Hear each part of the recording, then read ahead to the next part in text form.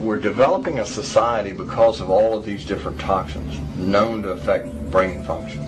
We're seeing a society that not only has a lot more people of lower IQ, but a lot fewer people of higher IQ. In other words, a dumbing down, a chemical dumbing down of society. So everyone's sort of mediocre.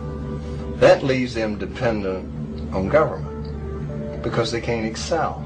We have these people of lower IQ who are totally dependent. Then we have this mass of people who are going to believe anything they're told because they can't really think clearly. And very few people of very high IQ who have good cognitive function who can figure this all out. And that's what they want. So, you can kind of piece it together as to why they are so insistent in spending so many hundreds of millions of dollars of propaganda money to dumb down society. The secret organizations of the world power elite are no longer secret. They have planned and are now leading us into a one-world communist government.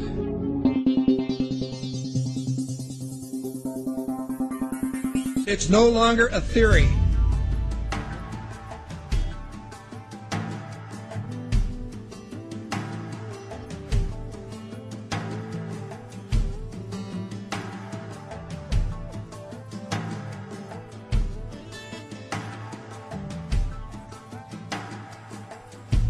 The German philosopher Johann von Goethe once said, "There are none more hopelessly enslaved than those who falsely believe that they are free." But few who hear the words ever realize that they are the ones to whom Goethe was referring.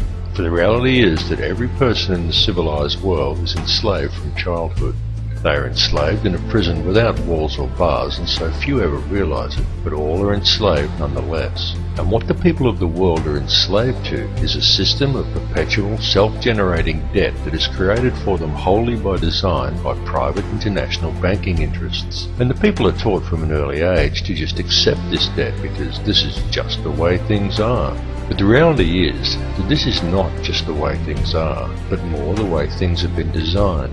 And all one has to do is to glance around them at the state of the world today to realize that though this is the way things currently are, it is most definitely not the way things should be. The most powerful and useful tool a person can ever gain in their life is knowledge. For with knowledge comes wisdom and a deeper understanding. And real truth can be exhilarating because real truth will set you free.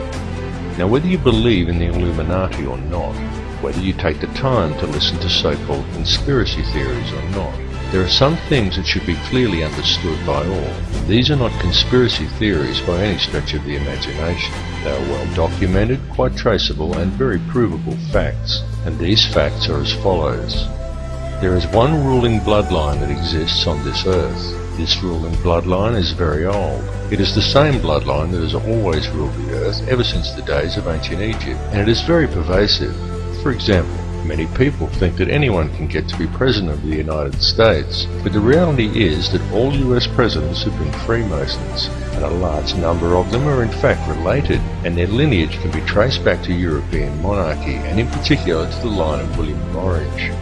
This elite bloodline can actually be traced back a good deal further than William of Orange, and even back as far as the royalty of ancient Egypt. And it is this very same bloodline that has ruled the earth ever since, and to which the British monarchy and the current US president can both ultimately be traced.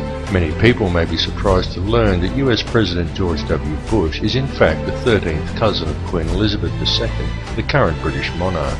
Reverence for the royal bloodline and worship of Amun-Ra is still carried out in the world today, though it is veiled and secretive, but the symbolism remains true, as always, hidden in plain view.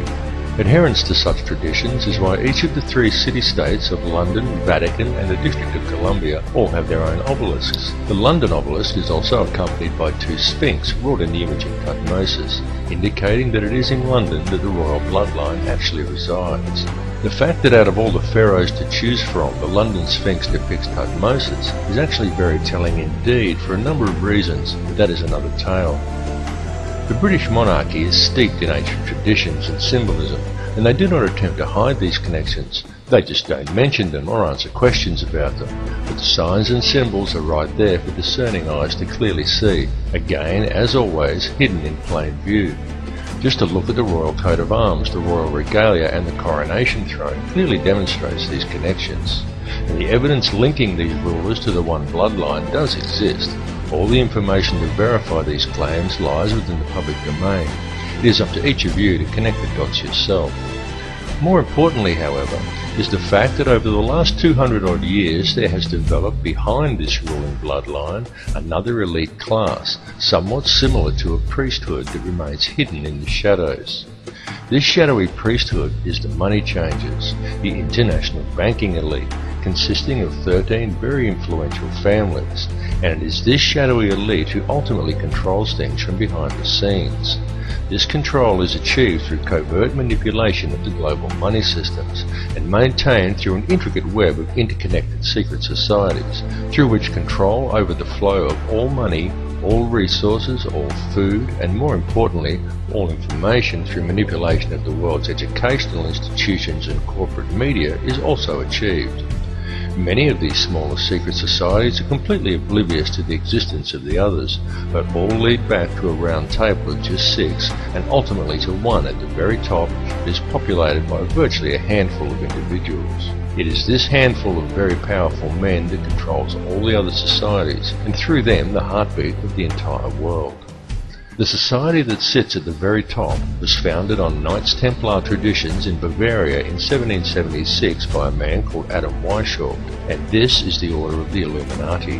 The man who commissioned Weishaupt for the task was Mayor Amschel Rothschild, and it was done in order to carry out a plan conceived by Rothschild and the heads of 12 other families at a secret meeting that took place in 1773.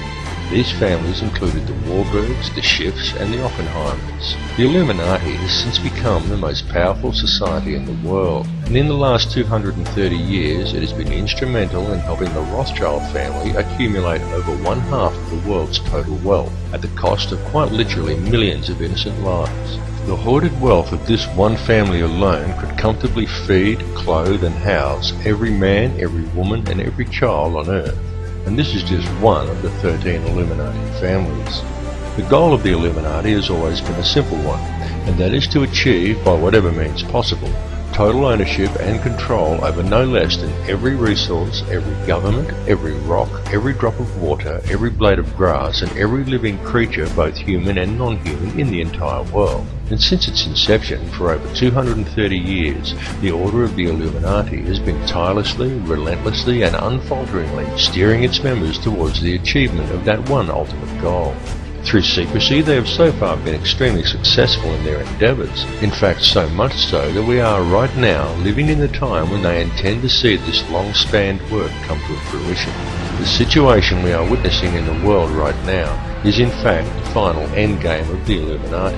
This is their big grab for ultimate power and mass depopulation.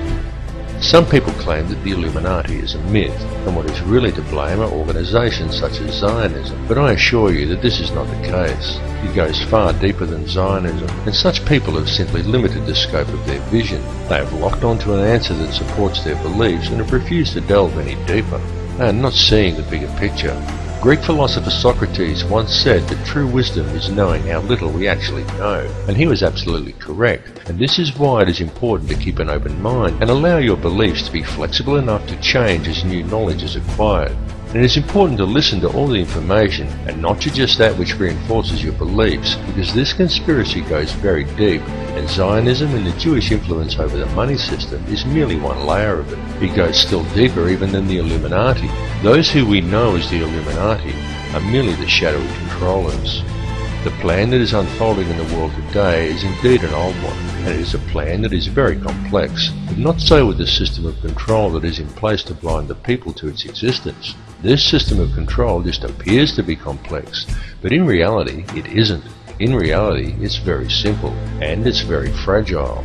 However, it is its apparent complexity that has kept it so well veiled, and it has also been kept very well hidden by constructing a conspiracy culture to breed around it.